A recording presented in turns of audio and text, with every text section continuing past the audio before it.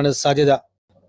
അടുത്ത ജില്ല കോയമ്പത്തൂരാണ്. കോയമ്പത്തൂരിൽ 10 സീറ്റുകളാണുള്ളത്. 10 സീറ്റുകളിൽ 6 സീറ്റുകൾ വരെ DMK കോൺഗ്രസ് സഖ്യമായ ഇന്ത്യ സഖ്യവും 3 സീറ്റുകൾ വരെ AIADMK BJP സഖ്യമായ NDA സഖ്യവും 1 സീറ്റ് TVKയും നേടാനാണ് സാധ്യത.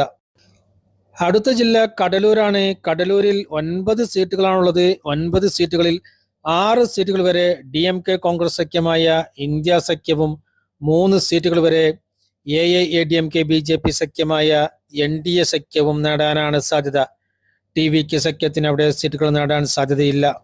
അടുത്ത ജില്ല ധർമ്മപുരിയാണ്. ധർമ്മപുരി ജില്ലയിൽ 5 സീറ്റുകളാണുള്ളത്. 5 സീറ്റുകളിൽ 3 സീറ്റുകൾ വരെ DMK കോൺഗ്രസ് സഖ്യമായ ഇന്ത്യ സഖ്യവും 1 സീറ്റ് AIADMK BJP സഖ്യമായ NDA സഖ്യവും 1 സീറ്റ് TVKയും നേടാനാണ് സാധ്യത.